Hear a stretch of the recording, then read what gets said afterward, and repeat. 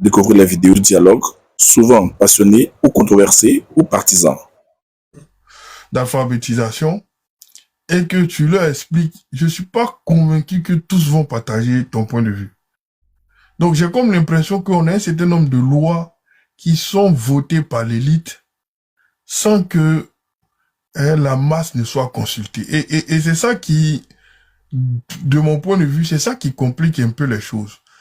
Bon, je ne vais pas relancer un débat, mais je pense que voilà, les uns les autres pourront s'en saisir. Kaza, je ne sais pas si tu as quelque chose à dire pour clore le sujet. Non, bon, on a fait le tour. Hein. Moi, je vais lancer un live demain, comme l'a dit Masqué. Hein. On va parler, par exemple, des accords ou bien des... faut-il quitter, comme on appelle ça, la CEDEAO, ou bien faut-il remettre en cause, parce que bon, aujourd'hui, les gens veulent remettre en cause la libre circulation, le non-paiement, ou bien la non-nécessité d'un titre de séjour pour un ressortissant de la CEDEAO. Il y a toutes ces choses-là. Mais le problème aussi, c'est que moi, je pense que la CEDEAO aussi communique mal. Est-ce que vous savez qu'il y a une loi qui va rentrer en vigueur où la CEDEAO va baisser drastiquement les taxes concernant les billets d'avion pour permettre aux ressortissants de la CEDEAO de pouvoir se déplacer facilement. Vous pouvez aller vérifier. Hein? Ça, c'est grâce à la CEDEAO. Là où le Gabonais va payer un billet d'avion à des prix bizarres pour aller au Cameroun, l'Ivoirien va payer. La taxe, ça va baisser drastiquement. Hein? Je demande à Masqué ou bien toi-même, Flavio, d'aller faire des recherches là-dessus. Donc voilà. Moi, je vais m'arrêter là pour dire bon. Demande. Non, c'est, tu vois.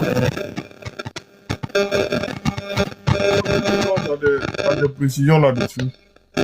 Kaza, il y a comme une interférence, je pense que c'est dû à quoi? Oui. Kaza, tu m'entends? Ok, vas-y, juste de peut-être que tu as une précision à apporter. Je sais pas si tu as... Oui, justement, c'est un additif en fait, parce qu'il disait tout à l'heure que vous avez affaire pour aujourd'hui demain de lancer un live sur voilà, faire réfléchir les gens autour du sujet de la sortie de la CEDEAO. Mais moi, j'ai réfléchi comme ça, j'ai dit mais à Flavio, à Kaza et à Masqué, puisque c'est vous trois là, c'est le nom. Est-ce que ce serait pas plus légitime de réformuler ce sujet-là en disant que la CEDEAO est-il désuète en l'état actuel des choses, ou faut-il la mettre à jour ou la remanier? Parce que sortir de la CEDEAO comme ça, moi je pense que c'est un peu brutal, hein, comme. Mais Jules Delon, c'est ce que je disais tout à l'heure là. Ça pose la question, tu vois, la CEDEAO là, quand on partait la fait là, est-ce que les populations étaient d'accord? C'est pareil que l'AES, que les gens ont créé récemment là. Est-ce que les populations sont d'accord? C'est comme si c'est l'élite qui décide. Et puis il y a comme bon, je sais pas comment l'expliciter. De manière très claire, mais il y a comme une dissonance entre ce que l'élite veut et la base. En tout cas, la base est comme... quand tu parles des histoires de nationalité, etc., ils se rendent pas compte que la nationalité, c'est vraiment un concept qui n'a rien à voir avec les origines.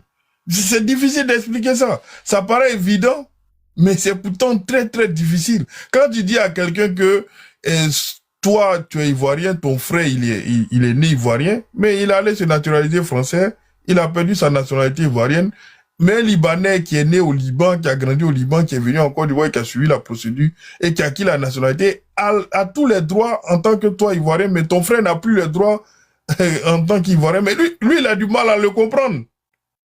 Et ces questions-là, comment on fait pour expliquer ça à mon frère ou à mon frère de Bamalaka qui n'est jamais sorti faussement et qui n'a pas une connaissance de Flavio, tu m'entends? Bon, il y a Ismo qui vient là. On va faire encore 30 minutes. Des interférences, Kaza. On va faire 30 minutes. Kaza, il y a des interférences. C'est comme si, genre, je sais pas. Mais... Kaza, confirme-nous que tu n'es pas à Caracas, hein. Parce que, pareil, la CIA, la CIA. Donc, je sais pas si tu comprends ce que je veux dire. parfaitement. Il y a, Et il y je te a- il y comprends. a- il y a une vraie question, il y a un vrai sujet là-dessus. Hein. C'est-à-dire que les lois que nous, qui sont votées dans nos pays là, est-ce que les populations sont vraiment informées? C'est une vraie question. C'est une question fondamentale, quoi. Voilà, c'est une question fondamentale. Parce que quand on va commencer à montrer les effets des lois qui sont prises, mais on se rend compte que les gens ne sont pas d'accord. Ou du moins, ils ne voient pas les choses comme ça. Et comment on fait?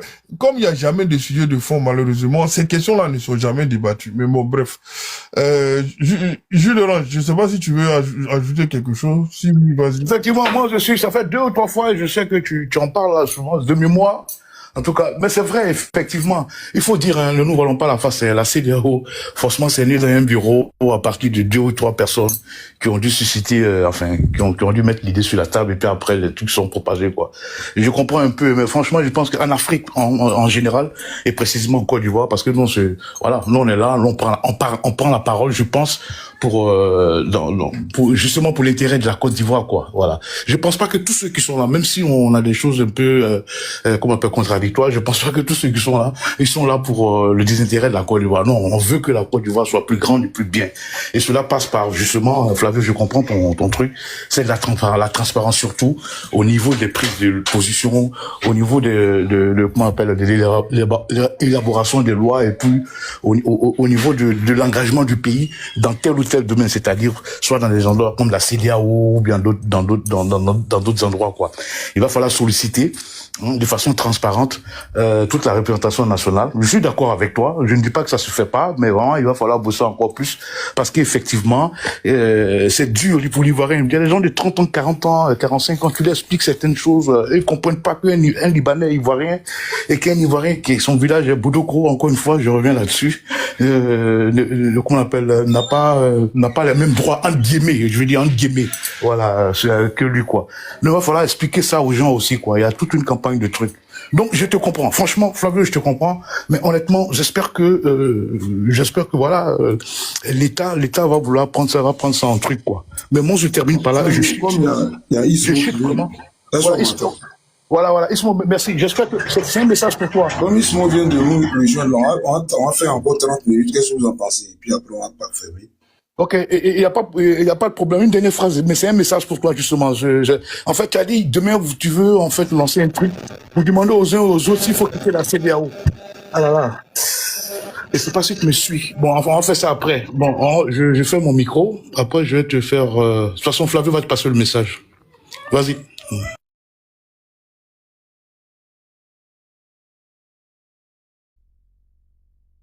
Moi, j'ai fini, Flavio. J'ai fini, Flavio. Donc,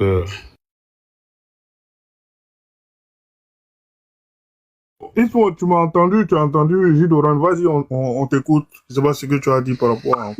Oui, merci Gaza. J'ai entendu surtout Flavio, et puis maintenant avec Gilles Orange et tout. Pour ce qui concerne l'inadéquation peut-être des lois qui sont prises avec, je veux dire, les attentes des populations, je pense que tu l'as dit toi-même, quand on dirige un pays, une organisation, ou encore même une association, c'est vrai que la direction qui est prise le plus souvent émane du leadership de ceux qui gouvernent. Ça vient pas du peuple. Il y a des décisions qui sont soumises par référendum au peuple afin qu'ils choisissent. Mais le peuple s'exprime toujours dans le processus pour ce qui est, je veux dire, des pays démocratiques. Ils vont s'exprimer par rapport aux programmes qui sont proposés. Parce que généralement, dans les programmes qui sont proposés, un parti qui veut être élu et qui veut gouverner va étaler son programme. Et ça peut aller des lois jusqu'à l'organisation même de l'État. Vous voyez? Donc les populations votent ces lois-là au travers des députés qu'ils choisissent, au travers des gouvernements qu'ils choisissent.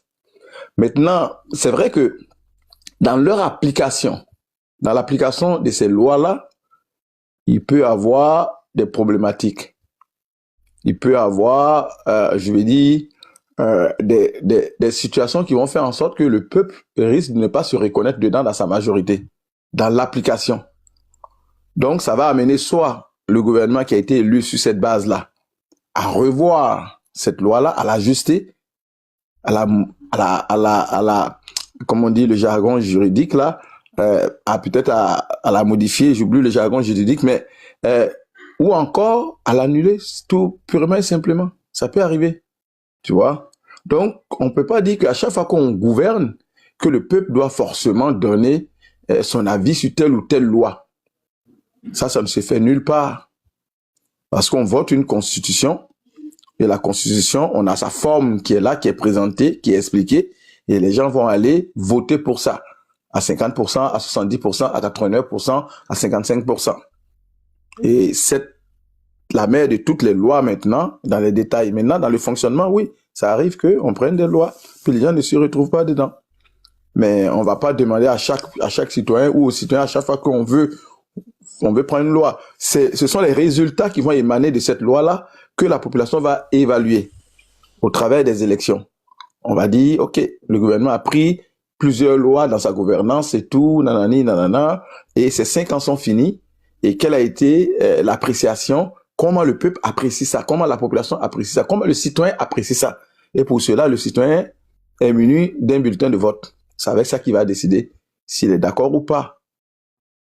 Parce que c'est un package, hein, c'est pas juste une seule loi qu'on évalue. C'est toute une gouvernance qu'on évalue. Donc, si en majorité les citoyens disent que oui, nous, on n'a pas de problème pour la continuité de ce gouvernement-là, ça veut dire que ils n'ont pas grand problème avec ça. Puis il y a une partie qui sera toujours contre. Maintenant, le jour où l'opposition va souvent se servir de cette remise en question d'une partie de la population pour dire que si nous on est élu, voilà ce qu'on va faire, voilà ce qu'on va faire par rapport à cette loi-là. Voilà. Tu vois?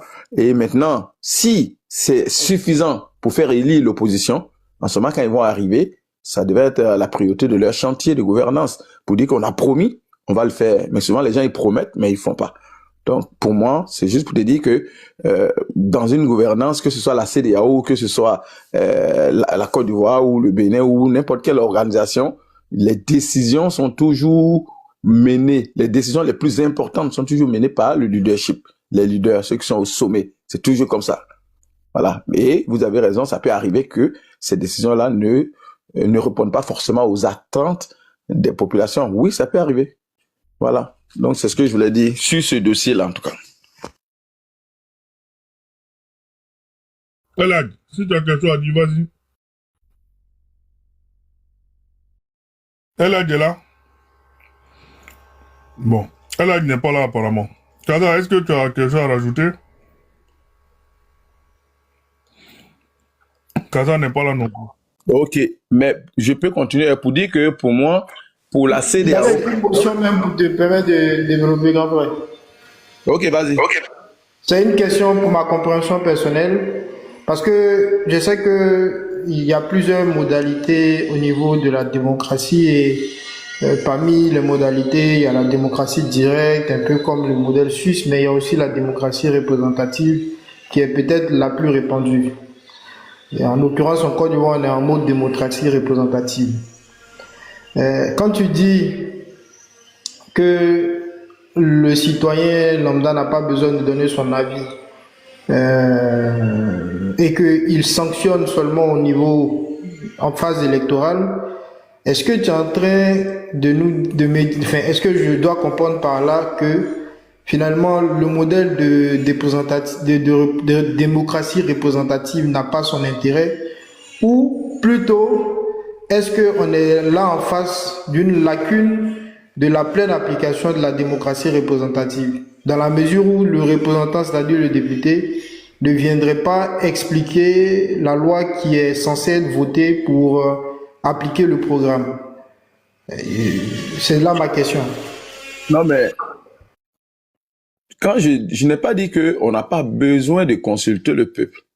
J'ai dit que pour tout ce qui est comme des décisions importantes, il peut arriver que certaines décisions, et c'est pas beaucoup, c'est rarissime, mais ça existe, soient soumises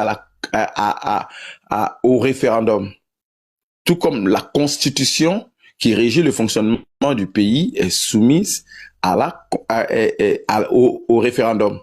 Et c'est là que le citoyen décide, choisit. Mais malheureusement, chez nous, quand il va y avoir une constitution, on va juste lire tout ce qui concerne uniquement souvent là. Quand il y a quelqu'un, qu'est-ce qu'il y a dans la constitution?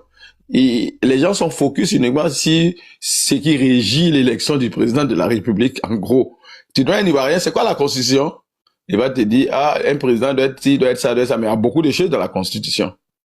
C'est ce qui détermine le fonctionnement même de notre État. Et ce sont les citoyens qui décident. C'est nous qui décidons, c'est nous qui votons cela. Tu vois? Maintenant, comme tu as pris l'exemple de la Suisse, eux, ils ont leur mode de fonctionnement où la plupart de certaines décisions vont être soumises au référendum dans certains cas, tu vois. Mais nous, chez nous, en Côte d'Ivoire, où on a un régime présidentiel, la Constitution est votée. Pour tout le reste, on va voter des députés qui vont discuter de tout ce qui est comme projet de loi proposé à l'Assemblée nationale. Donc, le député nous représente parce qu'on lui donne mandat de nous représenter.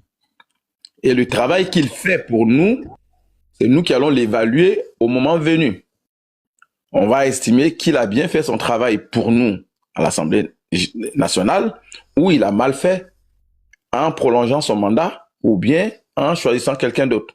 Donc, on a toujours, normalement, si on est dans une démocratie qui a réussi, le peuple demeure toujours souverain parce que c'est celui qui va décider en matière de législation au travers de ses représentants qu'il a eu à voter.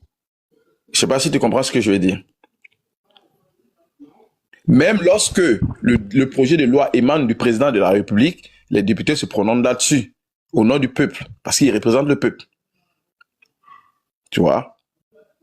Voilà. Maintenant, le président peut prendre des décrets selon les prérogatives que lui confère la Constitution. De manière unilatérale, si cela lui permet, il va prendre la décision et c'est par rapport à tout ça que lui aussi sera jugé. Lors des prochaines élections, des élections qui vont suivre, et le peuple va juger s'il a bien gouverné, oui ou non. Est-ce qu'il a bien utilisé ses prérogatives, oui ou non. C'est comme ça fonctionne. Maintenant, je pourrais peut-être me prononcer pour ce qui est de la sortie de la CEDEAO. Moi, je pense que c'est une très mauvaise idée. Voilà. Merci. Merci, Ismaël. Oui. Voilà. Je peux dire quelque chose. Tu vois, je t'ai appelé 15 fois ici. Non, voilà pourquoi j'ai demandé. Mais si tu veux parler, vas-y. Non, je voulais pas parler. Je voulais te donner la parole à Jacquinho. Mais pour te dire que vas-y, donne-lui la parole. Non, mais vas-y, Jacquinho, attends. Elle va parler. Vas-y. Ok, bon, ok. Merci beaucoup. Moi, je vais essayer de revenir sur le sujet encore. Bon, vraiment, il faut que ensemble on se donne la main pour, en tout cas, pour s'indigner et pour, en tout cas, dénoncer le comportement de Donald Trump sur ce côté-là. Parce que le comportement de Donald Trump, c'est pas humain. C'est un sale comportement et c'est un faux comportement.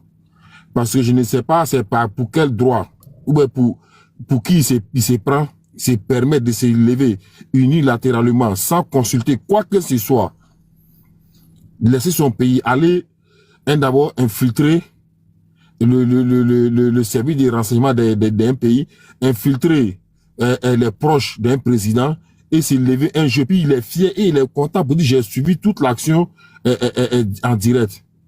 Et lui-même, il ose lui-même dire non, en tout cas, il sait que les Américains n'auront pas cette chance de voir le film. Mais c'est impressionnant. Aller prendre quelqu'un et sa femme, sans aucune procédure, sans aucune forme, même pas avec la manière. Parce que lui, c'est lui, Donald Trump, parce qu'il est puissant. Parce qu'après lui, là, il n'y a rien. À part lui, la personne d'autre. Et c'est vilain à voir. C'est malsain, c'est sale. Il faut être d'accord, il faut être clair que Donald Trump s'est comporté vraiment. Lui-même n'est plus qu'un narco. Il est plus qu'un terreau.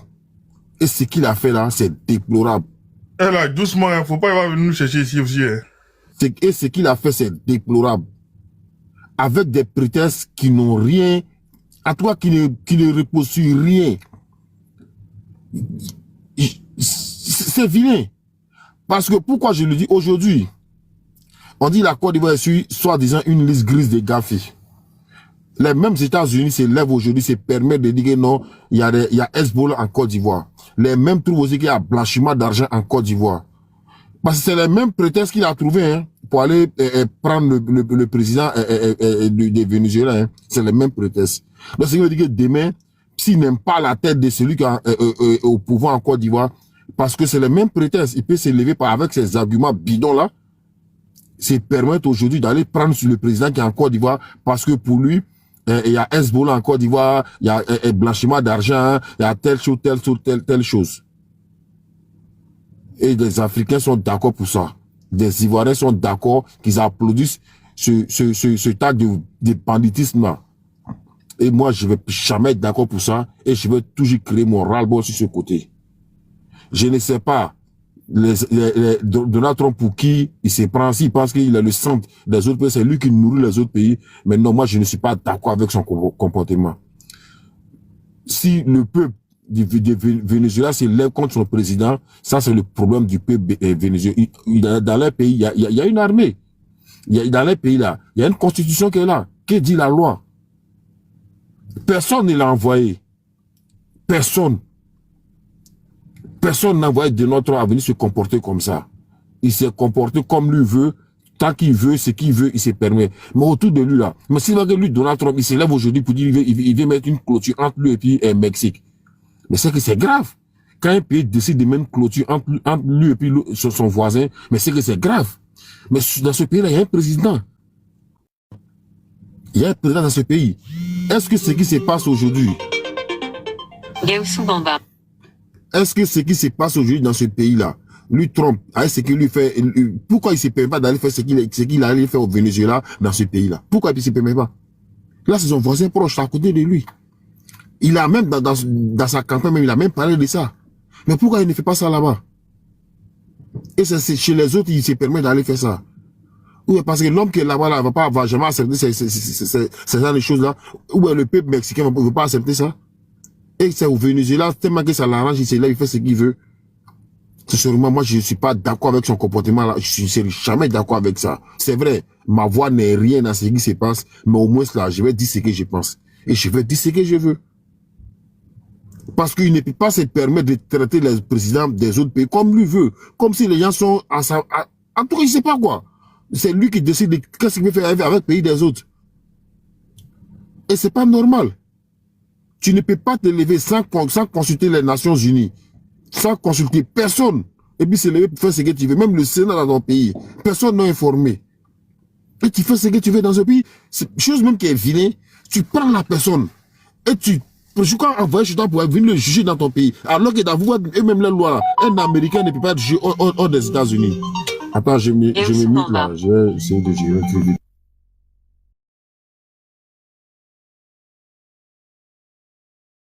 Bon, j'ai vu deux motions, le temps qu'ils reviennent. Tu es là? Tu es revenu? Ella, tu es de retour ou pas? Ouais, je suis là. Non, je parle de Ella. Est-ce qu'il est de retour? Les Sud-Africains, là, ils sont en train de rater les buts. Hein. Les Camerounais vont pas vous rater. Continuez. Il y a raté seulement. Bon, Ismo n'est pas... pardon, je dis Ismo. Ella n'est pas de retour. Ismo, vas-y. Oui, moi je suis d'accord avec Elijah pour dire que c'est une violation du droit international, vous voyez. Et je pense que nous devons tous, nous qui avons foi à la démocratie et au vivre ensemble, surtout à l'universalisme, nous devons quand même condamner cela fermement, vous voyez. Sauf que il faut l'inscrire aussi dans son contexte par rapport à la vision de Donald Trump lui-même. Parce que je pense que quand vous allez sur les panels, les gens ont tendance à dire que c'est fini pour l'Amérique, l'hégémonie américaine est finie et que ça sera remplacé par la Chine ou encore même par la Russie ou par une quelconque forme d'association de pays émergents à l'intérieur des BRICS et tout. Donc c'est dans ce contexte-là que lui, il réagit quand il dit « Make America Great Again ». Et dans ce contexte-là, il refuse que l'Amérique meure, ok, sous les applaudissements des admirateurs des BRICS ou encore de la Chine ou de la Russie. Donc lui, il s'est dit, je vais démontrer que l'Amérique n'est pas morte et que l'Amérique peut encore s'agrandir, l'Amérique peut agir comme elle agissait avant. Voilà. Donc voilà pourquoi il a tenté, par toutes les mesures qu'il prend, d'affaiblir différents pays du tiers-monde ou encore en voie de développement en sortant de beaucoup d'organisations en soutien, en coupant les soutiens américains au travers du monde et tout. Et maintenant, il va aller vers une politique aussi d'expansionniste. Il refuse de s'asseoir et de regarder les autres avancer, évoluer, progresser au détriment des États-Unis d'Amérique. Et raison pour laquelle je pense que ce n'est pas le dernier coup. Il va y aller. Le but, c'est d'affaiblir ses adversaires, les adversaires de l'Amérique. La Chine, la Russie, qui sont aujourd'hui des puissances devant. Vous voyez, l'Iran est quand même encastré et la Corée du Nord est quand même assez encadrée aussi. Donc, il reste deux. La Russie est quand même dans son coin, l'autre côté, qui ne représente pas un grand danger pour les États-Unis d'Amérique. Mais c'est beaucoup plus la Chine qui s'étend un peu partout, que ce soit économiquement ou militairement, de l'Afrique en Amérique latine. Voilà, on a eu le cas des Panama où ils ont voulu aller prendre le canal de Panama et ils ont détruit tous les monuments chinois qui étaient là parce que il y avait une prédominance de la Chine dans ces zones-là qu'ils considèrent comme étant le précaré américain. Donc, c'est dans une politique de survie, dans une politique de démonstration de force, hégémonique aussi, que Trump inscrit, je veux dire, ce travail qu'il vient de faire là. Il a même dit que par rapport à la Russie, qu'un travail qui devait prendre normalement 2 semaines, que ça fait 3 ans à l'époque, maintenant ça fait 4 ans maintenant. Vous voyez? Donc il faut l'inscrire dans son contexte géopolitique et géostratégique aussi. Merci. Panama, là, est-ce qu'ils ont bombardé? Je pense que simplement il a racheté. Les Chinois, il a obligé les Chinois à lui à vendre aux entreprises américaines les ports, ou je sais pas comment le formuler, mais les entreprises... Non, mais il a menacé que c'est eux qui ont construit ce canal-là. Si les gens de Panama continuent d'accorder une primauté, une priorité à la Chine, ils seront obligés d'envahir et de récupérer par la force le canal de Panama. Oui, voilà, et à partir de là, effectivement, et à partir de là, ils ont vendu. Ils ont vendu ça aux entreprises américaines. Voilà, raison pour laquelle... On a 2 fous à la tête des 2 puissances. Ça, franchement, ça va pas le faire. Ouais, c'est vrai, Ismo. À partir de là, je crois que c'est un consortium. Je sais pas s'il y a BlackRock qui est intervenu là-dedans dans l'achat de la société chinoise en question, là. J'avais suivi ça un peu. Ils ont mis pression sur le gouvernement panaméen de sorte qu'ils puissent se défaire de presque tous les contrats privilégiés qu'ils avaient avec la Chine. Parce que les rumeurs, c'était quoi? C'est que Panama accordait un droit de passage gratuit même à la Chine. Vous voyez, ce que le gouvernement panaméen a démenti suite aux pressions de Donald Trump qui a menacé de récupérer le canal. Voilà. Ah, le monde tel qu'il s'en va là, si tu n'es pas puissant, tu es mort. Hein. Mais est-ce que tu as entendu ce qu'il a dit hier de Cuba?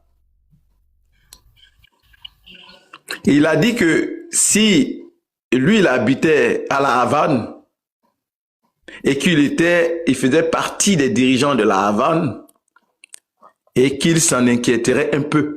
Que parce que très bientôt, on parlera de la Havane, on parlera de Cuba. Très bientôt. Et ce qui est extraordinaire, ce monsieur-là, il cache pas quoi, il le dit. Il le dit, et puis il le martèle. Tu vois, ça fait depuis 2 semaines, il parle beaucoup de Venezuela, et pas, ils sont allés bomber le président. Yeah, non, vraiment, c'est terrible, hein. C'est terrible. Bon, ça va aller. Masqué, je pense que ce sujet-là doit t'intéresser. Je pense que tu as quelque chose à dire là-dessus. Donc vas-y si tu es là. Masqué est là? Non? Bon. Non, je suis là. Mais ma question, bon, c'était plus pour le grand frère Elad, mais il est parti. C'était une question provocatrice, en vrai. Et c'est volontairement provocatrice.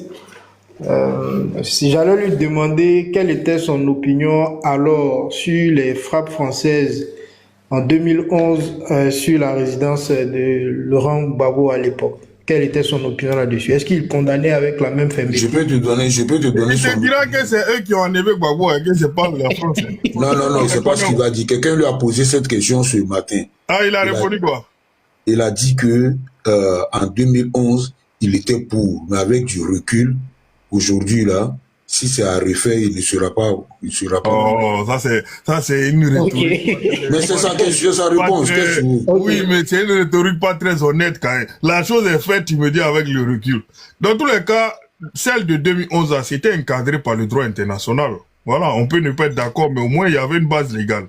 Mais là, Exactement. il n'y a aucune base. Ouais, comme pour Kadhafi. Et comme Flavio le dit là, moi je pense qu'il faut être courageux. Il faut être courageux dans nos opinions. Moi, par exemple, tu me demandes, dans un pays, un président a été élu démocratiquement et celui qui, par exemple, s'il y a deux candidats et que l'opposant a été élu démocratiquement et que dans un processus qui a été observé, validé par des observateurs tiers, pour moi, si tu confisques le pouvoir, moi je n'ai aucun problème qu'il y ait comme une intervention militaire qui aurait le quitus, par exemple, de l'Assemblée générale de l'ONU ou le Conseil de sécurité de l'ONU pour venir te déloger. Je n'ai aucun problème avec. Par exemple, si on me dit aujourd'hui que les gens cherchent à mobiliser l'ONU pour aller déloger monsieur Tchiani du Niger, moi, je n'aurai aucun problème avec ça. Tu vois, et je l'assume. Et quand la CEDEAO avait décidé d'intervenir, je soutenais cette intervention-là. Et si ça arrivait, je vais la soutenir parce que je me dis, pour moi, là, ce n'est pas la chose à faire. Voilà. Mais je dénonce. Maduro, il a été élu dans son pays. Vous voyez, il a été élu dans son pays. Les gens peuvent contester et tout. Il y a des voies de contestation, mais il a été élu. Voilà. Donc, ça veut dire que ce débat-là peut se faire à l'interne. C'est pas aux États-Unis d'aller le capturer, de l'enlever. Et voilà, pour moi, c'est le droit international est bafoué en ce moment-là et il y a pas, il peut évoquer la raison des narcos et tout, mais je pense qu'on peut collaborer avec un pays comme ils l'ont fait avec le Canada pour lutter contre les passages transfrontaliers de tout ce qui est comme narcotrafic. Voilà. Mais au fait, même le fait d'accuser le président de la République du Venezuela d'être un narcotrafiquant, moi je trouve ça hallucinant quand même. Je trouve ça hallucinant. Joe, vraiment, moi ce que je comprends, c'est que dans la vie là, faut pas être faible. Parce que quand tu es faible, tu peux te faire croquer à tout moment. Tout moment, on peut te croquer. Et puis, il faut sortir des émotions. Le monde n'est pas juste. Voilà. Ce matin, Radi a dit que j'ai vraiment aimé ça. Il dit ceux qui supportent l'AES et qui sont contre, comment on appelle ça? Non, il dit quoi? Ceux qui sont, voilà, ceux qui sont pour l'intervention de Donald Trump là. C'est pas la peine de condamner l'AES parce qu'à l'état actuel des choses là, Ibe Kakao est mieux que Donald Trump. Parce que lui au moins, là, il a fait le coup d'état dans son pays. Donald Trump a fait le coup d'état dans le pays de quelqu'un d'autre. Ça m'a fait sourire. Et puis, ce qui est pire même là, c'est qu'après ça, il ménage, hein. Il dit qu'ils l'ont déjà fait une fois. C'est-à-dire aller chercher le président. Et voici ce ils vont gérer le pays pendant une certaine période. C'est la référence que je cherchais parce que voilà, jusqu'à ce que eux ils estiment que ce soit bon. Et en gros, il dit aussi que la présidente par intérim, donc la vice-présidente là, c'est dans son intérêt de collaborer avec eux. Non, c'est terrible. C'est-à-dire que moi, je peux même pas en parler, quoi. Moi, je trouve ça... Est-ce que quelqu'un, Ismou, par exemple, est-ce que tu as... Je trouve ça très... Est-ce que quelqu'un a la situation actuelle du Venezuela? C'est la vice-présidente qui a pris l'intérim. Oui, c'est clair que Trump a fait de la propagande, hein. Il a fait de la propagande. C'est vrai qu'ils ont réussi à rentrer dans le pays. Mais le Venezuela, ce n'est pas n'importe quel pays, ça il faut le dire, hein. C'est des gens qui ont une aviation quand même, ils ont leur ciel, leur essence Excuse-moi, aérienne. je vais te couper pour une fois. Ok, vas-y. Excuse-moi, hein. Joe, on peut tout dire, on peut dire c'est pas un pays n'importe comment, mais à partir du moment où on est allé chercher le premier président du pays, on allait le chercher, on l'a attrapé, on l'a mis d'avion, mon Joe. On peut tout dire, mon cher. Oui, Flavio. Ça tient plus, ça tient Oui, plus. la question. On a capturé le premier responsable. Non, Flavio, il faut regarder la question de Casa en profondeur. Parce que une chose est d'enlever le président, mais une chose est de pacifier le pays. On a vu en Afghanistan, les Américains sont restés pendant 20 ans. Ils sont partis comment? C'est de cela qu'il s'agit maintenant. Parce qu'on a enlevé le président et dans son discours, Donald Trump a eu à dire que la vice-présidente est prête à collaborer. Et ça n'a pas duré. La vice-présidente a fait une déclaration pour dire que le seul président que eux reconnaissent, c'est M. Maduro. Et le chef d'état-major de l'armée, le chef d'état-major de l'armée a fait une déclaration pour dire que toutes les forces armées du pays se tiennent mobilisées. Donc, on est dans une dynamique où on a enlevé le président, mais il faut maintenant asseoir une gouvernance. Il y a des gens qui, par rapport à l'opposition, ont demandé à l'opposition qui réclamait la victoire lors des dernières élections de prendre l'effectivité du pouvoir. Mais comment tu vas prendre l'effectivité du pouvoir si tu n'as même pas le contrôle de l'armée, tu n'as pas encore le contrôle de l'Assemblée, tu n'as pas tout ça. Donc ça veut dire que soit le Venezuela se dirige vers une guerre civile sanglante, meurtrière, ou bien on assiste à une collaboration des anciens collègues de M. Maduro qui vont céder, comme on dit, qui vont plier les chines et qui vont se soumettre. Voilà. Sinon, en dehors de ça, si l'armée reste fidèle et que tous les amis de Maduro restent fidèles au monsieur, ben ça va pas être facile. Ça va pas être facile. On va assister au même scénario que, à moins que Donald Trump prenne le risque de vivre le même scénario que vit aujourd'hui M. Poutine en Ukraine, en envoyant des troupes au sol. Vous voyez, en envoyant les troupes au sol, on va se trouver dans le même scénario qu'à l'Ukraine ou encore qu'en Irak, qui est aujourd'hui démembré, ou en Libye, qui est aujourd'hui démembré. Et ça a pris combien de temps? Ça a pris aujourd'hui, la Libye, ça fait combien? L'Irak, ça a pris combien? Voilà. Ça, il faut, quand tu fais une analyse aussi, il faut regarder cet aspect-là. Donc, ça ne fait que commencer. Et demain, comme on dit en Côte d'Ivoire, dans 3 jours, on saura ce qui va se passer réellement. Moi, je pense que, excusez-moi, je vous donne la parole directement après. Moi, je pense que s'ils ont choisi cette stratégie-là, c'est parce que justement, ils veulent pas envahir le pays, ils veulent pas rentrer dans des conflits. En fait, ils sont allés chercher le président, et puis ils menacent les autres. Et moi, crois-moi, hein, si les autres sont lucides là, c'est dans leur intérêt de collaborer. Parce que si on va dans votre pays aller chercher le premier responsable, donc ça veut dire que quiconque qui va s'opposer là, on pourra aller le chercher. C'est une vraie épée de Damoclès qu'on met sur votre tête. Donc si tu tiens à ta vie, tu as intérêt à collaborer. Si mais est-ce que tu sais que Hugo Chavez, tu sais qu'il y a eu un cas à peu près similaire à lui lorsqu'on lui avait fait un premier coup d'État et que à un moment donné, face à la cohésion sociale et tout, ils ont été obligés de le ramener. Bon, on verra, l'histoire nous dira. Mais moi, à partir du moment où on va chercher le premier responsable d'un pays, on peut pas me dire que son système sécuritaire fonctionne. Si on va jusqu'à chercher le premier responsable, c'est-à-dire que lui qui incarne vos institutions, on l'attrape comme ça. Non, le pays est défaillant. À partir de cet instant-là, c'est un pays défaillant. Moi, peut-être que c'est trivial, mais c'est comme ça, moi, je le vois, hein. Mais tu as affaire à une super puissance. Ce n'est pas une. Mais c'est quand même le premier responsable du pays. Ça veut dire qu'il était conscient de la menace. Il était conscient de la menace. C'est pas comme si genre Donald Trump ne l'a pas menacé. Ils ont échangé des propos durs. Donc, Flavio. Si tu as des complices autour de toi, tu fais quoi? Oui, mais attends, Kaza, excuse-moi. Non, moi là, je suis pas d'accord avec vous. Excusez-moi. Hein. Tous les présidents là, à ce niveau-là, ils ont de contre-espionnage, espionnage, service secret, ils ont tout pour pouvoir faire en sorte que c'est-à-dire la personne qu'il faudra. À ton avis là, en dernier ressort, Si lui qu'on doit capturer en dernier ressort là, on le capture en premier ressort. Bon, d'accord. À ton avis, le premier ministre israélien est-il sécurisé ou pas? Il est sécurisé, mais ils ont bombardé. Il est bien sécurisé. Très très bien sécurisé. Pourtant, c'est un gamin qui a tué Isaac Rabin. Un gamin. Non. Ah, comment non? Non. C'est un gamin. Non. Non. Là, c'était en place publique. John Kennedy. C'était en place publique. Tout ce que vous dites là, c'est en place publique. Là, c'est ce dont je parle là. On allait à la présidente de la République, on a bombardé, on est quitté dans son pays, on a bombardé la présidente de la République, on allait attraper le président. Ah, les gars.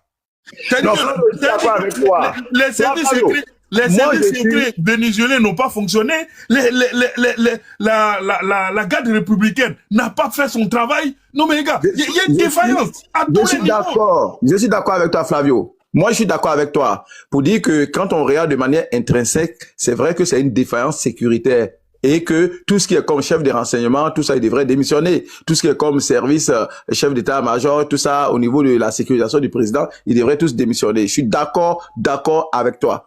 Mais ce que je dis, n'oublie pas qu'ils ont en face une puissance qui est experte, qui a tous les satellites militaires là-haut et tout ça, et qui est quand même... Surtout avec la capacité de brouiller les... Voilà, qu'est-ce qu'ils ont fait? Voilà. Ils ont coupé l'électricité dans la ville d'abord, ils ont coupé l'électricité et ils sont rentrés avec des avions furtifs. Tu vois? Donc, moi je suis d'accord avec Flavio. C'est une défaillance, mais on peut pas comparer les États-Unis au Venezuela en matière de technologie, en matière de renseignements, en matière militaire et tout ça. C'est pas comparable. Donc, pour moi, ils ont fait d'une bouchée. Comme tu l'as dit toi-même, dans ce monde-là, il faut pas être faible. Si tu es faible, on te mange comme un crabe. C'est tout. Et c'est ce qui est arrivé à Maduro. Mais moi, je suis choqué. Honnêtement, je suis choqué. C'est-à-dire que quelqu'un, il a vu la nouvelle. Bon, Distract, bonne arrivée, vas-y. Jules Deron, excuse-moi, après, ça sera toi. Distract, tu es là? Non? Bon, c'est que Jules Deron, vas-y, qu'est-ce que tu penses de la... Assez rapidement, moi, je suis pas indigné outre mesure, indigné, bon, je mets ça en guillemets, quoi. C'est comme si je donnais même si, comme si j'étais d'accord avec ces gens de comportement, aller prendre un président et lui et tout ça, là, je suis pas, enfin, je dis pas que je suis d'office d'accord avec la procédure, mais chaque situation a son, comment on appelle, à ses raisons. Voilà, on a habitué, franchement, honnêtement, je suis pas sur cette mesure. On a vu ici, comment on appelle, Barack Obama s'est élevé, il est rentré dans le Pakistan, à travers les Navy Seals. Il allait tuer Ben Laden là-bas, c'est pas son pays, il est rentré, personne n'a rien dit. Voilà. On voit ce que Vladimir Poutine fait aussi avec l'Ukraine. Après l'épisode de la Crimée, il y a, je sais pas, en 2000 combien. Donc, il y a beaucoup d'exemples comme ça dans la vie. Effectivement, moi, je te rejoins, Flavien, à un moment donné, tu as dit en riant, mais c'est pas faux. Moi, je pense que, dans le monde d'aujourd'hui, pour se sécuriser, ou bien pour être fort, ou bien pour éviter de se faire manger, tu as intérêt à avoir des porte-avions, tu as intérêt à avoir des gros canons, tu as intérêt à avoir des immenses casernes pour pouvoir te faire respecter, quoi. Quitte à aller même dans un autre pays, aller faire telle ou telle chose. Mais ce que je peux dire quand même, et les États-Unis se basent sur certaines raisons quand même si elles sont pas aussi valables. Vous avez parlé tout à l'heure du Panama et autres. Effectivement, c'est les Américains qui ont quasiment construit tout le truc du Panama. Donc eux, dans une situation de frustration, ils voient que les Panamiens donnent tout aux Chinois, comme Ismo l'a dit tout à l'heure. Mais à un moment donné, bon, voilà, je comprends un peu leur frustration, même si la conduite à tenir n'est pas forcément la menace. C'est pareil aussi, et je dis, il y a une différence par rapport à l'Afghanistan. Ismo parlait tout à l'heure, il a dit non, c'est ce qui s'est passé en Afghanistan. Moi, je pense justement qu'il y a une dissemblance. Voilà, il y a un point de non, ça, à mon avis, ça se ressemble pas. Les Américains ont investi le Pakistan et l'Irak après le comment on appelle le septembre. Le 11 septembre. Oui, après le 11 septembre là, voilà. Après le 11 septembre là, je pense que principalement par vengeance et envie de pouvoir. Je me rappelle des mots, des phrases de George Bush. We got to fish them. On ira les pêcher. Hein, donc non, c'est pas vengeance, c'est pas pur truc de guerre. Mais moi, je pense honnêtement que le pétrole du Venezuela pèse beaucoup dans la balance. parce que je vous dis que c'est les Américains qui ont construit les infrastructures autour de tout ce qui est pétrole, parce qu'ils ont un pétrole particulier. Hein. Essayez de faire vos recherches quand vous aurez du temps après, d'ici demain, après-demain, quand on se retrouve. Ils ont un pétrole particulier qui nécessite beaucoup d'autres installations assez efficaces. Et c'est les Américains, tout comme le canal de Panama, qui ont mis leur argent, qui ont mis leur expertise. Hein. Ouais, justement, donc ils vont pour un intérêt purement, je crois, économique. Hein. En tout cas, plus de 50%. Et donc, quand on entend parler, mais est-ce qu'ils vont pas, ça va pas se terminer contre l'Afghanistan, si et si, non. Je pense qu'il aura un suivi. Il aura un suivi. Maintenant, en ce qui concerne, oui, la défiance de la garde du président Maduro et tout ça, moi, j'ai lu un truc aujourd'hui chez Distra, tout. Depuis le mois d'août, hein, ils ont été infiltrés par un agent de la CIA, au niveau de, comment on appelle, de la présidence de TUI, qui disait comment est-ce que le mec mangeait, à quelle heure il mangeait, quand est-ce que la lumière s'éteignait, ainsi de suite, tout, hein. C'est les hélicoptères qui ont ramené les Delta Force, mais ces hélicoptères-là étaient accompagnés par des avions qui bombardaient tout, qui essayaient de faire le nettoyage. Donc c'est un truc qui a été préparé, hein. Et un truc préparé comme ça, je pense pas que la procédure s'arrêterait là maintenant. Ok, on l'a pris, merci, au revoir. Non. Je pense qu'il y a tout un déroulé qui va s'étendre après. Ils savent ce qu'ils vont faire après. Et évidemment, effectivement, la vice-présidente a dit qu'elle reconnaissait effectivement, Maduro qui était président, mais elle va se raviser. Hein. Ça c'est du n'importe quoi. Elle va se raviser. Et puis les gens vont rentrer dans les rangs. Et je dis pas que le Venezuela sera aussi calme comme le paradis, mais honnêtement, je pense que c'est pas ce à quoi on s'attend. C'est-à-dire guerre civile, les gens vont s'étirer là-dessus, tout va partir en couille et tout ça. Je vous dis, le nerf de la guerre, c'est et la corruption, c'est et l'immensité des paquebots. Parce que j'ai entendu parler, j'ai lu des trucs aujourd'hui là. Il va falloir encore faire des recherches. Il y a beaucoup d'informations. Le New York Times a dit 50 millions de dollars ont été mis sur la table pour celui qui donnait les informations sur la manière dont Maduro faisait ci, faisait ça. Donc voilà un petit peu ça. Les gens s'occupent beaucoup d'argent pour corrompre les gens. Dans nos pays ici, là, en bas des troupes, enfin dans l'hémisphère sud ici, je dis pas qu'en Europe il y a pas de corruption, mais la corruption gangrène tout l'Amérique latine et l'Afrique. Hein. Tu vas t'en envier à telle ou telle personne, va te dire à quel moment la cuisinière de Maduro vient ou bien à quel moment la cuisinière de Maduro rentre à la maison. Donc voilà. Donc ceci explique un peu la différence de truc. Effectivement, c'est vrai, c'est quand même dommage. Ils auraient pu quand même prévoir parce que depuis un moment, vous reconnaissez, on suit tous Maduro. Hein. Maduro quand même il fait du tapage. Hein. Ah, il a fait du tapage. Hein. Il a fait des doigts d'honneur à Donald Trump. Hein. Ah oui, ça il faut pas négliger ça. Je dis pas que c'est une raison pour aller bombarder, mais il a fait des doigts d'honneur. On a même, ça passe en boucle, là, partout aussi, des trucs.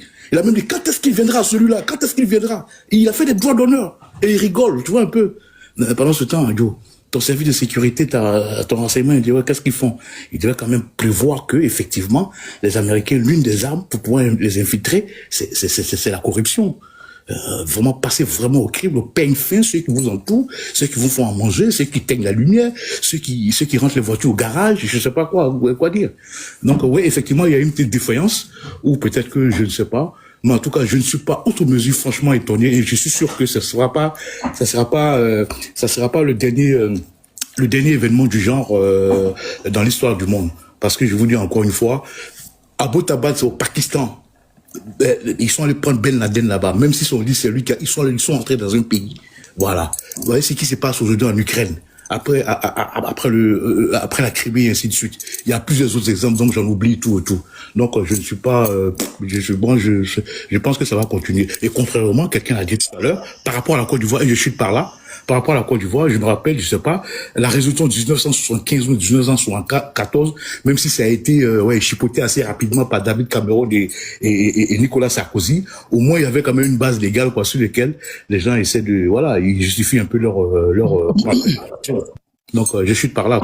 Oui, je vais juste rectifier quelque chose parce que quand tu as dit que c'est pas la même chose que l'Afghanistan, moi la similarité que je faisais c'était par rapport à la capacité d'amener des troupes sur le terrain.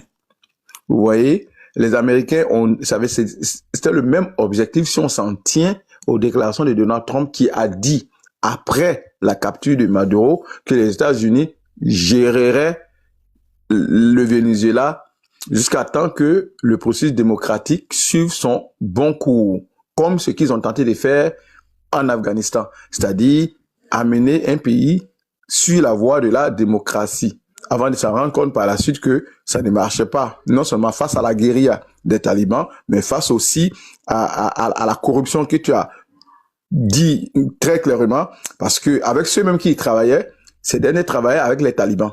Donc, la corruption a fait en sorte qu'ils n'ont pas réussi à faire de l'Afghanistan un havre de démocratie, vous voyez, et de bonne gouvernance et tout. Donc, ils ont dû tout fuir pour venir. Et Donald Trump veut pas reproduire le même scénario au Venezuela.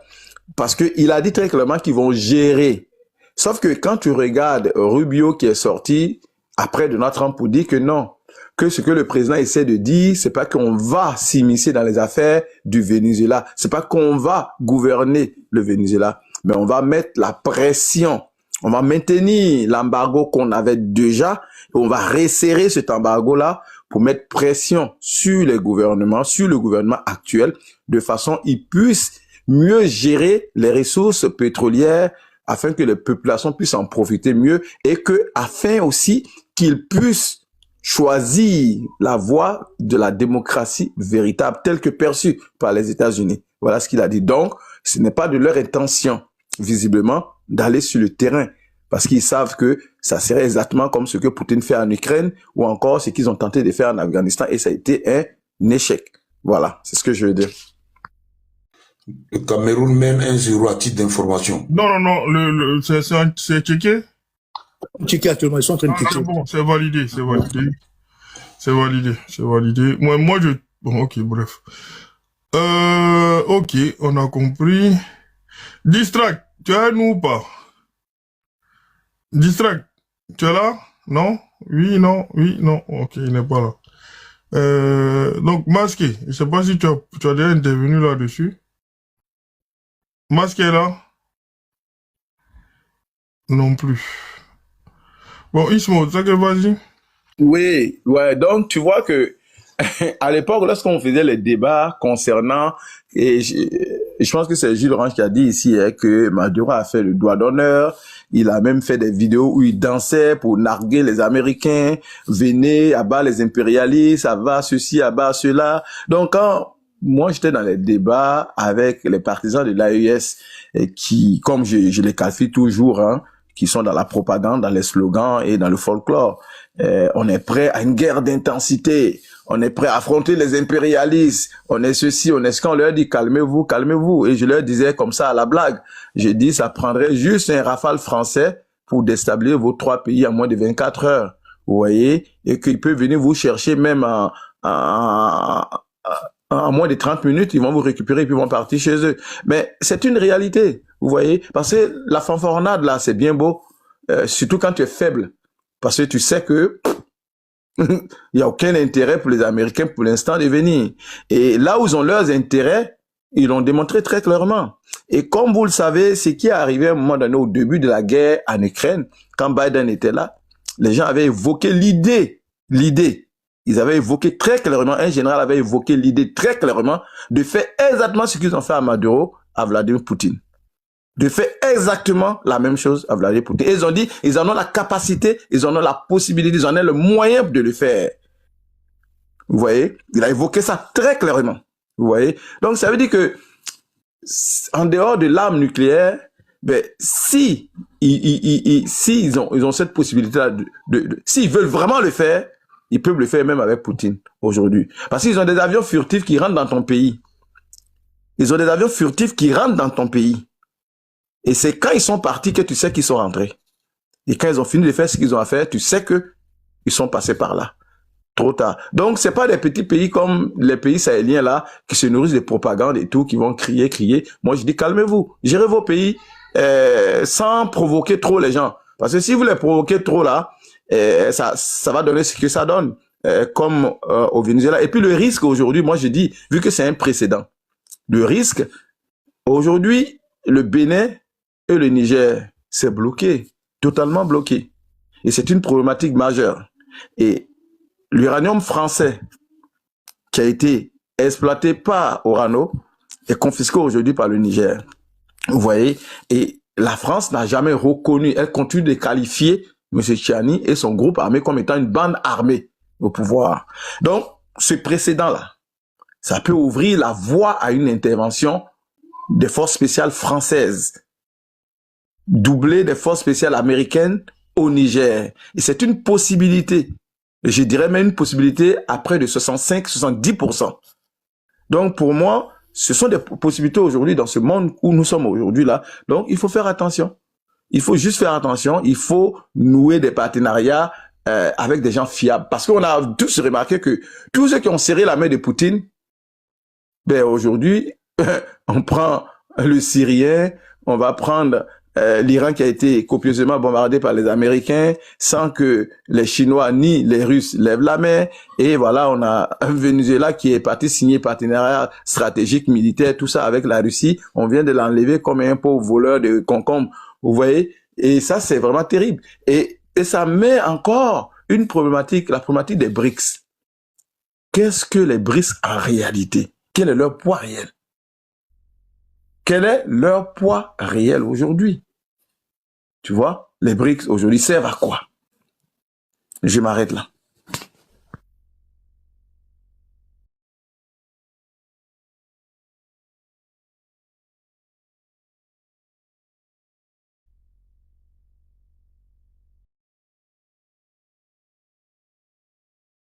Pour Maduro, moi, je m'inscris en faux. Hein.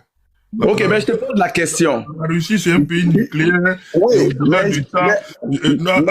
Attends, je finis rapidement. Il y a le KGB, ils ont des services secrets performants. Donc vraiment, c'est vrai que la Russie patine en Ukraine, mais l'Ukraine, c'est pas le Venezuela. Et l'Ukraine bénéficie du soutien des pays comme la France, l'Angleterre, les USA. Donc vraiment, il faut contextualiser. Et regarde la distance entre la Russie et le Venezuela. Regarde la distance. Donc ça n'a rien à voir. Moi, je pense que si le Venezuela était à côté de la Russie, ça aurait été un peu plus difficile. Mais regarde la distance. Donc vraiment, moi, c'est vrai, cela nous démontre que la Russie est peut-être un peu moins puissante que les États-Unis. Mais dire qu'on peut aller chercher le président russe comme on a cherché le président vénézuélien là, moi, je n'y crois pas du tout. Je n'y crois absolument pas. Ok, moi je te pose la question. Est-ce que tu sais combien de généraux, combien d'officiers supérieurs russes ont été assassinés en Russie au courant des 3 dernières années? Et le dernier, c'est tout récemment, je pense qu'il y a à peine 3 semaines maximum. Toi qui parlais de système de renseignement... Le problème, c'est... Non, je termine. Toi, tu parlais de système de renseignement, de défaillance et tout ça. Tu le disais tantôt par rapport au Venezuela. Tu vois? Tu le disais toi-même, hein? Donc, ils sont allés en Russie avec les complices qu'ils ont en Russie. Parce qu'en Russie, il y a beaucoup de Russes qui sont contre Vladimir Poutine.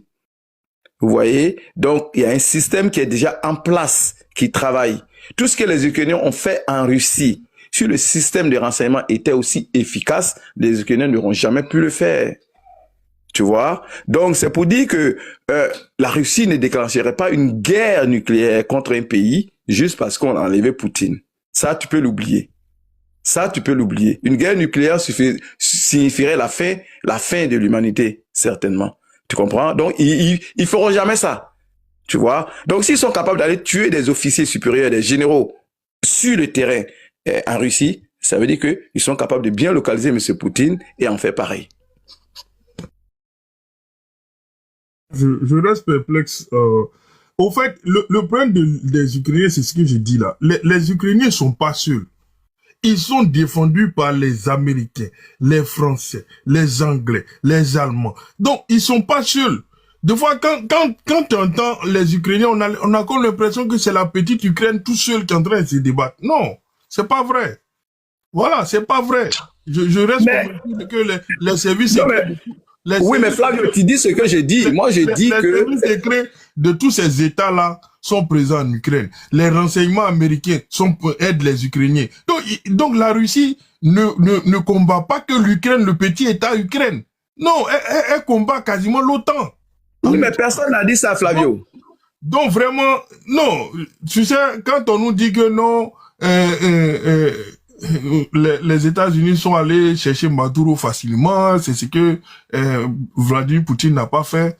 c'est là où, bon, je suis un peu perplexe, quoi. Je trouve que l'analyse n'est pas... Non, mais moi je trouve que tu essaies sincèrement, hein, en fait, tu essaies de couvrir un peu la suprématie russe parce qu'on nous a présenté le KGB comme étant une force d'élite de renseignement. On nous a présenté les Russes comme étant des soldats de ci, de cela. La Russie comme une super puissance.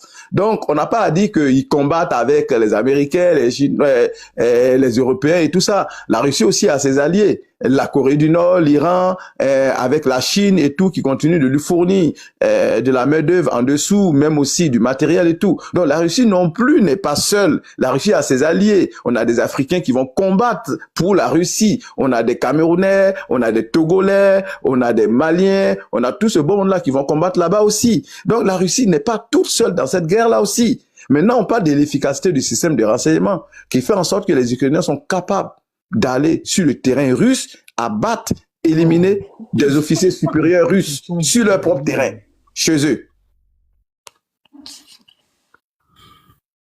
Ok. Bon, mon cher, on va donner la parole à Konaté. Peut-être que tu veux intervenir là-dessus. Vas-y. Non, en fait, là, moi, je vais juste poser une question. Est-ce que les choses au jeu Venezuela, je ne sais pas si je me trompe de ce pays, mais est-ce qu'il n'y avait pas, c'est pas genre une guérilla ou une rébellion là? Bon, eux là, ils avaient ça guérilla. C'est un pays stable. C'est vrai qu'ils sont, pardon, un pays stable. C'est vrai qu'ils ont des distensions politiques, mais c'était stable. Il n'y avait pas de, en tout cas pas à ma connaissance. Tu entends? Tu m'as entendu ou pas? Oui, je vois. C'est un pays stable, pas à ma connaissance. Ils ont eu une crise politique, du moins. Ils ont eu une crise économique. Leur monnaie ne pèse plus grand-chose à cause de l'inflation liée aux sanctions américaines et j'en passe. Mais le pays est stable. Ils ont eu une crise politique, mais je crois il y a 2 ans de cela, où l'Assemblée nationale a voulu destituer le président, mais le président s'est imposé, je sais pas, je crois il a dissous l'Assemblée nationale. Bon, il y a eu un truc comme ça qui s'est passé. Voilà ce que moi je sais. J'ai pas tous les détails, mais bon, il y a eu un événement comme ça qui s'est passé récemment là-bas. Mais moi, quelque part, je suis d'accord avec Ismaël, parce que j'ai remarqué que la plupart de ceux qui sont, bon, si je vais le dire comme ça, hein, qui sont sous le couvert de la Russie là, bizarrement, ils ne sont pas assez protégés que ça, hein. Quand je prends le cas de Bachar al-Assad, quand je prends le cas de l'Iran, bon, voici pour le Venezuela quelque chose. La pire des humiliations normalement pour la Russie. Donc je me dis que, bon, c'est vrai, on parle de Russie, mais apparemment ça pèse pas grand chose quand même, hein. C'est pas, parce que même j'ai vu quelque part même que la Russie actuellement là, je suis en train d'être vassalisé par chose, la Chine. Parce que même actuellement même, la Chine même leur vient en aide. Et quand tu entends un pays comme la Russie, on te parle de grande puissance militaire qui aujourd'hui a besoin de choses, des soldats de la Corée du Nord. Vraiment, bon, je me dis que sur le pays là, on l'a mis quelque part, mais c'est pas trop ça. Maintenant, le cas de Maduro, vraiment, sur Trump, ce gars-là, il a confirmé sa folie quand je vois ça. Parce que j'arrive pas à comprendre comment tu peux aller prendre le président d'un pays avec sa femme. Et là, il a fait un regroupement familial. Au moins, l'un ne va pas dire que l'autre manque forcément. Mais, bon, tu fais ça maintenant. Après, tu fais quoi? Tu fais quoi? Si t'as pas de... Parce que de la manière que ça s'est passé là, moi je suis pas sûr qu'il y ait quelqu'un qui va vouloir forcément sortir pour dire va négocier pour clairement ou bien ouvertement. Parce qu'ils sont dans leur sorte de révolution là. Maintenant la manière aussi là, c'est pas trop ça. C'est un peu bizarre, mais on va attendre pour voir. Mais vraiment c'est nul. Et puis vous envoyez le monsieur même aux États-Unis pour le juger. Maintenant, est-ce que comment ça? Ce jugement-là même là aura lieu, parce que avec tous ces vices de procédure là, est-ce que ça aura lieu? Bon, comme les États-Unis aussi, ils ont des lois bizarres là, donc on ne peut pas trop en parler, mais je me dis que ça n'ira pas loin. Ils ont juste pris le monsieur pour pouvoir mettre la pression sur le pays là et puis en même temps mettre la pression sur la Russie. Sinon, à part ça, moi, je ne vois rien d'autre. Bon, Trump même l'a dit quelque part, je ne sais pas si je savais que non, que le pétrole va couler à flot, un truc comme ça. Bon, il me dit que il a dit clairement que eux, ils sont allés pour le pétrole. Maintenant, il y a ce qui a de dire et puis il y a ce qui a de faire. Mais tel que c'est là, s'ils n'ont pas des gars sur lesquels ils peuvent compter en interne, je pense que c'est mort. Parce que les gens peuvent prendre Maduro comme le martyr, le héros qui a combattu sur les États-Unis jusqu'à la fin. Bon, ils vont prendre ça pour faire une forme de propagande ou un fond de commerce et puis continuer là-dedans.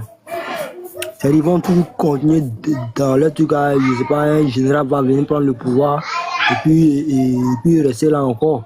Jusqu'à ce que lui aussi on puisse le jeu dégommer.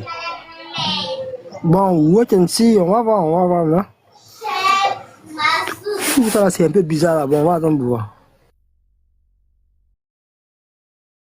Ouais. Ok. Bon, vas-y, Masqué. En fait, moi, je voulais savoir parce que de ce que j'ai compris, mais j'espère me tromper, on a tendance à tirer pour conséquence que si les alliés ou bien ceux qui s'allient avec la Russie finissent par connaître des difficultés internes après et que la Russie n'intervient pas, on en tire pour conclusion que ce serait la démonstration, sinon en tout cas à tout le monde la preuve que la Russie serait un État comme tous les autres.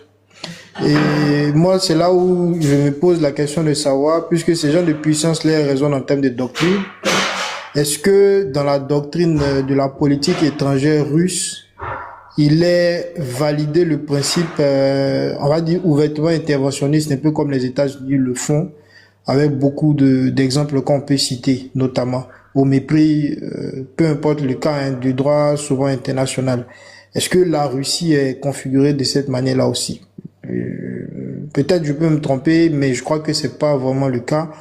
Et ils sont vraiment en mode je défends mon monde russe. Donc effectivement, l'illustration de l'Ukraine, peu importe l'opinion qu'on a sur la question, en est le parfait exemple.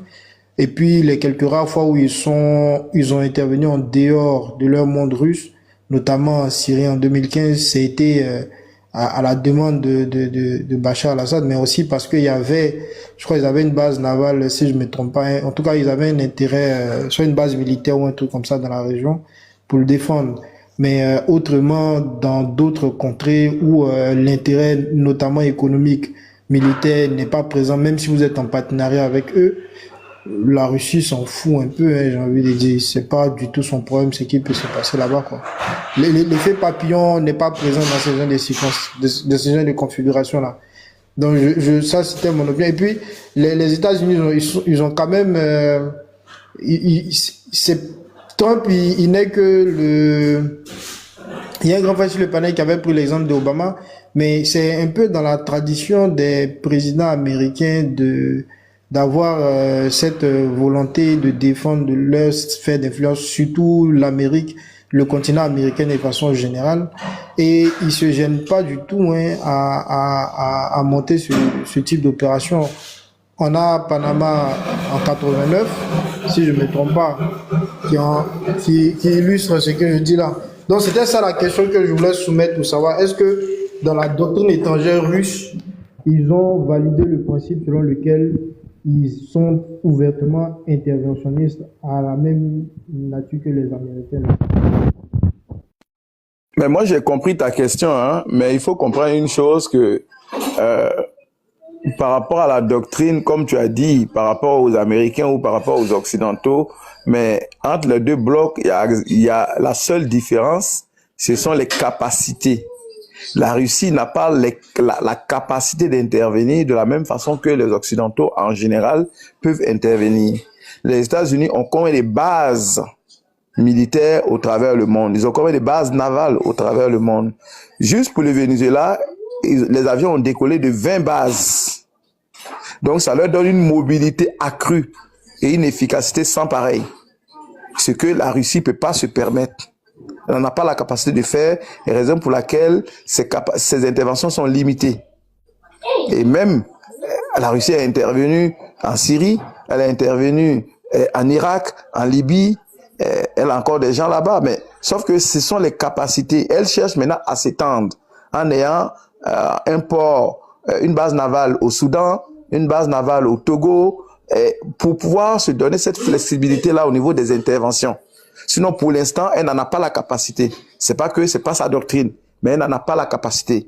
Encore mieux aujourd'hui, encore pire aujourd'hui, avec la guerre qu'elle mène contre l'Ukraine qui demande beaucoup de ressources financières, matérielles et militaires et humaines. Donc, elle n'en a pas la capacité. Sinon, c'est pas que elle n'a pas cette doctrine-là, mais elle ne peut pas le faire du point de vue capacité. Donc, comment ça? En gros, c'est les caleçons qui est gros, sinon il n'y a rien dedans. Apparemment, si c'est... Monsieur Konaté, pardon. Monsieur Konaté, pardon. Gilles Orange, est-ce que tu veux nous dire quelque chose? Gilles Orange, tu es là? Non? Bon, Ismo, c'est que va dire. Ouais, je suis là. Je voulais quand même... les gars, il faudrait... le grand frère Ismo, là, il a dit quelque chose tout à l'heure, là, c'est très intéressant. J'arrive, je te tourne dans la chambre, j'arrive. C'est les enfants, demain c'est rentrée des classes après les trucs, là, vraiment. Je pense qu'on est tous ancrés dans ce genre de choses-là. Bon, bref, je ferme la parenthèse. Ismo a dit quelque chose que je trouve très intéressant. Qu'il ne faudrait pas qu'on s'étonne que les États-Unis, un jour, on se lève un matin, qui, avec le concours, enfin, avec la France et certaines autres puissances, fassent un truc du genre sur le Niger, parce que pour telle ou pour telle raison. Moi, je pense que c'est plausible. Déjà, il n'y a pas très longtemps, je crois qu'ils ont fait un truc sur le Nigeria, non? Bon, ça, c'est après l'appel du gouvernement nigérien. Hein, tout. Mais je pense que c'est plausible. Pourquoi? Parce que tout est une question d'intérêt. Hein. Non seulement de l'uranium là-bas, nous ne voulons pas la face. Et puis, je profite, parlant du Niger, je profite de poser une question à tous ceux qui sont là. Qu'est-ce qui devient Bazoum? C'est quoi le bien fondé de sa détention jusqu'à aujourd'hui? C'est quoi? Quel danger réel il représente sur, j'ai envie de dire, l'émancipation ou bien le bon déroulement de la junte ou bien d'un nouveau système de dirigeants, là? C'est quoi le bien fondé de sa détention? Moi, je comprends pas, les gars. Moi, si quelqu'un peut me dire ça après, Ok, je peux te répondre, hein. D'abord, je vais juste te dire que par rapport à l'intervention américaine au Nigeria, tu sais, il faut reconnaître que les États-Unis avaient promis d'intervenir au Nigeria, que ce soit avec l'aval ou non des autorités nigérianes. C'est juste pour ne pas que cela paraisse comme une humiliation que la rhétorique de dire avec la collaboration avec les autorités nigérianes, nous avons fait ceci, nous avons fait cela. Donc les autorités nigériennes n'avaient pas le choix. Soit elles collaboraient, ou les États-Unis allaient frapper et ça allait paraître, ça allait fragiliser le Nigeria dans son précaré. Voilà, ça, il faut comprendre ça comme ça. Maintenant, pourquoi est-ce qu'on maintient Bazoum encore en otage? Justement, tu l'as compris, le mot otage est là. Bazoum est un otage comme une garantie de sécurité pour M. Tchani et son pouvoir, tout simplement. Et il n'y a rien d'autre. C'est une garantie de sécurité, c'est tout.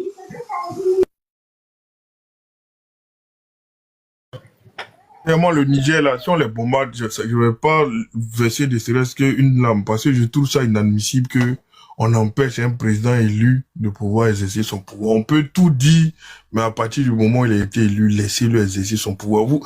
Sur les militaires dans nos pays, là, vraiment, des fois, c'est agaçant. C'est agaçant, sincèrement. Mais bon, bref. Mais en fait, c'est-à-dire, en fait, là, Oui, monsieur Konaté. oui, on a juste affaire à un brigand. Donc là, il a son otage. Il est sûr que au moins avec lui là, il peut négocier une porte de sortie. J'avais même vu quelque part qu'il était prêt à négocier, que son téléphone était ouvert par rapport au jeu cas Bazoum. Donc c'est un jeu un brigand. Tu vois pas de la manière il est. Chez nous en Malinké, on dit l'idiot là, si il n'est pas grand, il est gros. Or lui là, il est les deux en même temps. Donc forcément là, il faut s'attendre à ce genre de réaction. Kaza, tu es là. Kaza, est-ce que tu es là? Oh, il se motive. Ouais, je suis là. Tu as entendu ce que M. Konaté vient de dire tout à l'heure là? Non, il a dit quoi? Il dit, chez eux en Malinké là, l'idiot là, s'il n'est pas grand, il est gros. Et que Bazoum, lui, il est les deux. Moi, je n'ai pas entendu ça. Je n'ai pas écouté. Monsieur Konaté, il faut jouer, hein, franchement. Incroyable. Il va me tuer aujourd'hui. Non, il a dit quoi? J'ai pas compris. Il dit, chez eux, c'est les Malinké là. Il y a une citation où, je sais pas, un proverbe qui dit que l'idiot là, s'il n'est pas grand, il est gros. Et il se trouve que Bazoum, lui, il remplit les deux critères. Il est grand et gros. Non. C'est le modèle d'idiot. C'est le modèle. Pardon, pas Bazoum, pardon, excuse-moi, plutôt Tiani, excuse-moi, j'ai fait une grosse erreur. Et donc, du coup, Tiani remplit les deux critères. Il est grand et gros. Donc, c'est idiot probable. C'est un doublement idiot. Voilà. Hey, monsieur Konaté, vraiment, vas-y, il faut terminer. C'était tellement bien que donc là, c'est ça. Non, ce que Ismo a dit là, c'est tellement fou, je suis vrai. C'est-à-dire, forcément, arrivé à un certain moment, les gens vont intervenir. Même si c'est pas pour jouer Bazoum là, ça sera pour eux-mêmes leurs propres intérêts. Hein. Ça, c'est obligé. Ça, c'est obligé. Et même là, j'ai vu qu'à un moment, il était en difficulté avec la Chine un moment. Ouais, bon, je sais pas si ils ont pu négocier après, mais ce que à un moment, ils étaient en difficulté sur certains trucs à marcher. Je sais pas si c'est toujours l'uranium ou un autre truc, je sais pas. Mais est-ce que je sens qu'il sera le premier à sauter. Et puis après, ça va sur le jeu du jeu Sahel. Ça va venir forcément. Tu peux faire la citation là, tu peux la dire en langue si tu veux bien. Comment on le dit en langue? Vas-y. On dit Naloma Namabon Akadjan. Ok, Naloma. Flavio, c'est trop vicieux. C'est vicieux, mon ami, là. Non, mais ça me plaît, en fait. Quand l'idiot aussi n'est pas grand, il est gros. Tiani, lui, il est grand et gros. Non, ils sont jamais. Il a couché les deux cases, quoi, Tiani. C'est quand même une performance. Tu es fort. Chez nous, ici, c'est chez nous, on va dire que vraiment, les Malinké sont des grossophobes. Grandrophobe aussi, ou je sais pas comment on formule ça, mais. Ils sont les deux. Non, vraiment, ça c'est une inspiration, hein. Je te jure qu'on va le sortir ça, hein, Kaza. On garde ça au placard. on va prendre pour bien mal. Ouais. On va réserver ça à qui de droit. Voilà, on va lui demander s'il est grand. S'il dit qu'il est grand et gros, bon, ça, il coche les deux cases. Bon, on va passer la parole à qui, là? Jojo, le frère Jojo, ça fait un moment, hein, Jojo. qu'il vient. Ah, Jojo, vraiment, j'ai besoin de toi. Il y a un faux juriste qui nous emmène dans 2 jours, là. Un juriste Doyman premier, d'après moi. Hein? J'espère que tu seras à nous pour pouvoir corriger un peu les contre-vérités qu'il propage. Hein? Voilà. Non, j'ai vraiment besoin de toi parce que vraiment, vous les juristes là, vous êtes capables avec vos tests là de dire une chose et son contraire. Donc vraiment, moi, j'ai beaucoup de mal. Non, sincèrement, j'ai beaucoup de mal avec le Cameroun mène 2-0, hein. Les gars, ils ont passé leur temps à rater. Vous voyez ça maintenant. Ah, 2-0. mais ça c'est clair. Moi, je voyais la victoire même du Cameroun. Hein. Mais au fait, si tu as regardé le début du match, les Sud-Africains dominaient les Camerounais. Oui, c'est clair. Ils dominaient à fond, mais ils ont raté des actions, des buts, tout fait, et maintenant le Cameroun est en train de... Bon, bref. Jojo, excuse-moi, je te pose cette question-là, tu fais juste une petite aparté là-dessus. La notion de flagrance délit, là, est-ce que tu peux nous l'expliciter, s'il te plaît, rapidement, et puis ensuite on va retourner au débat. La notion de flagrance délit, est-ce que tu peux nous l'expliquer? Ouais, je peux bien, mais j'avais mis en bas que je vous rejoins juste après le match du Cameroun, là. Comme je suis avec des collègues, j'ai juste bougé un peu pour faire un coucou et dire que je remonte tout de suite, quoi. Ok, pardon, Voilà, j'ai pas lu, excuse-moi. j'ai mis ça en bas, là. Oui, je viens de voir ça. Ouais. Je remonte tout de suite, là. Bon, je reste sur le panel, mais je vous rejoins juste après le match. Ok, il n'y a pas de souci. Ok, merci beaucoup, à tout à l'heure. Ok. Bon, donc, Jules d'Orange, si tu veux nous dire... par rapport à la Russie, qu'est-ce que tu penses? Parce que par rapport à l'analyse de M. Konaté et Ismo, est-ce que la Russie comment dirais-je, est une force puissance ou une puissance qui n'a pas la force qu'elle prétend avoir, d'après ton point de vue? Ouais, si, je pourrais dire, la Russie, c'est une puissance, mais il faut justement se garder de dire que d'écrire ce mot puissance-là en majuscule. Voilà, c'est pas là, il y a beaucoup de bruit autour. Ce que les Américains viennent de faire dans la nuit du vendredi au samedi à Caracas, là, c'est pas seulement les déficits qui sont descendus de leur hélicoptère qui sont allés prendre le gars pour repartir. Hein. Depuis le mois d'août, il y a eu environ 2000 personnes mobilisées. Hein. C'est des gens qui sont payés par de l'argent public. Et la Russie n'a pas ça. Je vous dis, environ 2000 personnes mobilisées. Dans les Caraïbes, il y avait des bateaux qui étaient là-bas. Comment on appelle, en profilage, en surveillance, en regroupement d'informations. Dans Caracas, dans Venezuela, aux États-Unis, à travers le monde. Officiellement, il y a eu environ 2000 personnes mobilisées pour arriver à conclure cette nuit du vendredi au samedi. N'importe qui fait pas ça. Hein.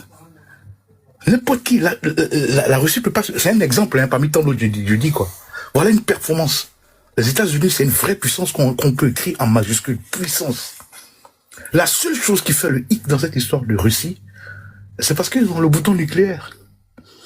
Et même si Xi Jinping leur dit à chaque fois, hein, il dit un truc à son gars, il dit qu'il faut faire attention, on ne va pas jusqu'à là. Parce que la Chine, ils sont plus pro-business. Hein. Faut pas cramer le monde, parce que...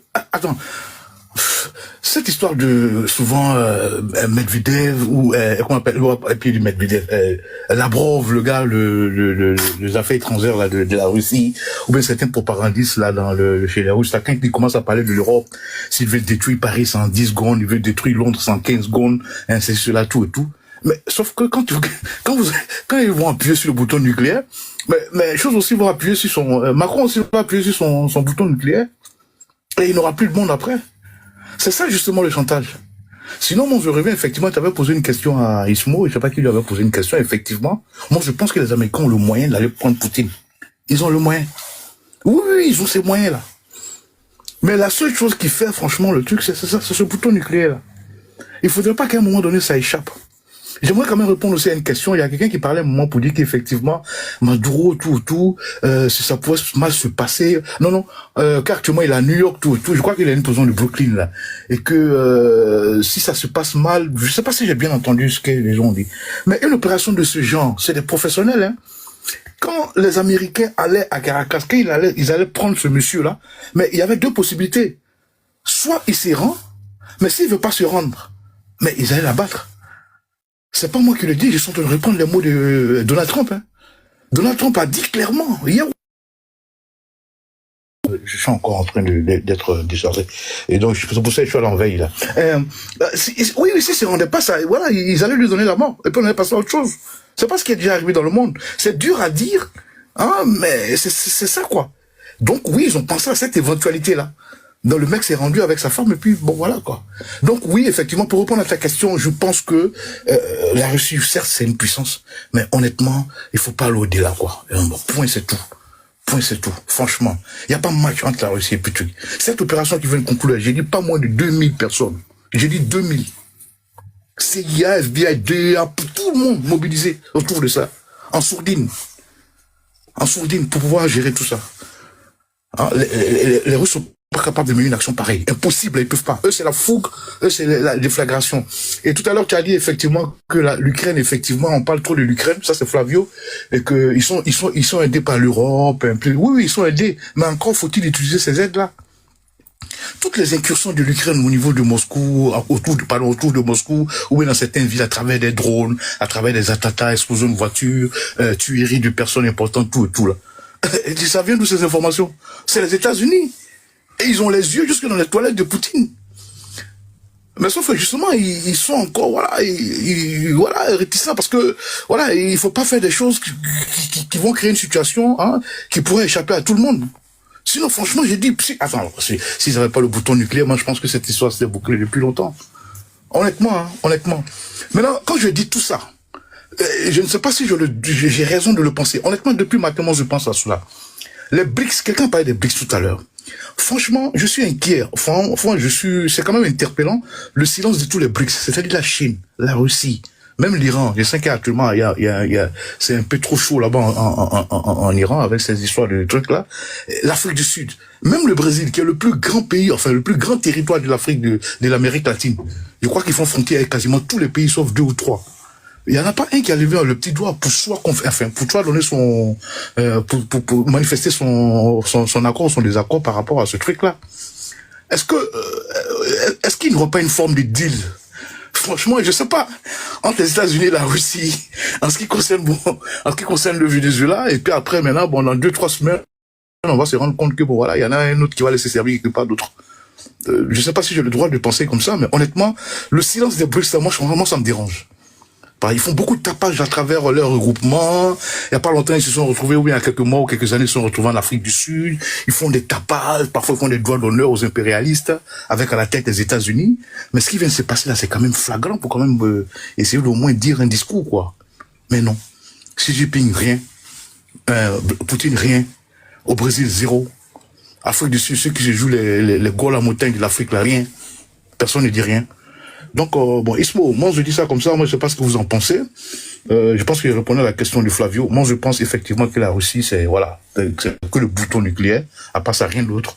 Ils ont une population qui est en train de souffrir le martyr. Alors que aux États-Unis, c'est pas ça.